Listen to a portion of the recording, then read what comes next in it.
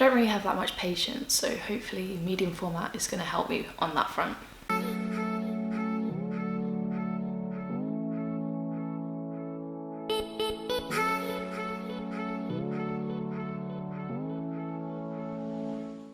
Hi guys, my name is Sophia Carey and I am a fashion photographer based in the UK, currently living in Manchester, but I am from London, so you'll see me spend a lot of my time there as well.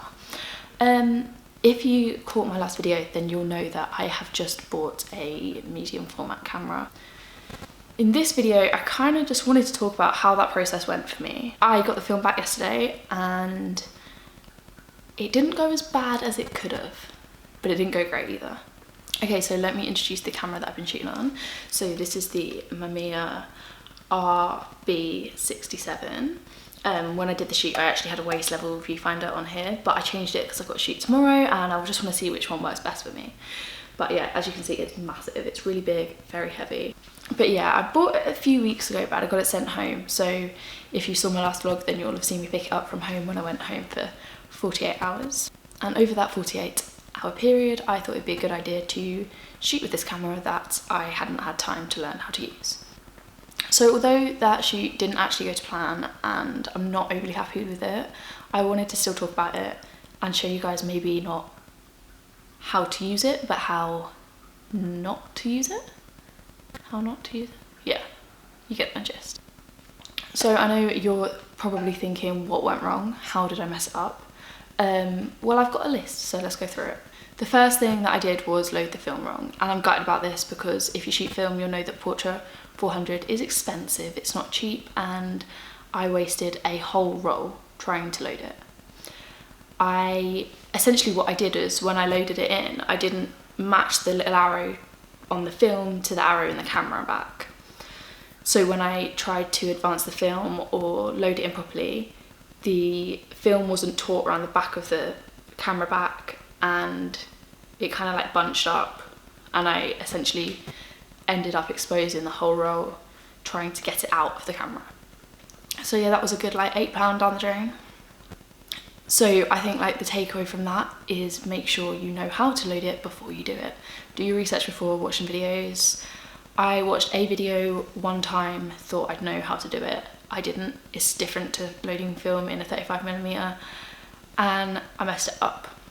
So yeah, that's one tip. Make sure you actually know how to do it before you try and do it, because this is what I'm saying. I just don't have any patience. I don't read manuals. I don't take the time to actually work out what I'm doing. I'm just very much want to like do it then and there. So maybe yeah, that's like a good reason to shoot on medium format as well. Like it's going to teach me hopefully how to be a little bit more patient with my craft. So the second thing I did was I accidentally shot every shot horizontally, like in landscape orientation. So the issue in this was that I composed each shot as if it was going to be in the portrait orientation. So when I was looking through the viewfinder, I was like, right, this is how I'm going to compose it. And obviously when it came out and it was horizontal, the composition is really off because I didn't compose it to be a horizontal image. So yeah, my issue there was I just forgot to turn the rotating back. That's not something I'm used to. I just assumed stupidly that it'd be shooting in portrait and it wasn't. So yeah, that's one way to avoid that, is to turn the rotating back. I also didn't focus any of the shots properly. If you can see on the camera, there's a little bit here, and this is a floating ring, and you move this and it like perfects the focus. So, and this corresponds to this diagram here. I didn't know how to read that. I was guessing. I couldn't really see it because I was using the waist level viewfinder, so I couldn't really see the diagram. When I could see it, I didn't know how to read it anyway. So I just guessed, and all of the shots came out not completely out of focus. A couple of them were completely out of focus.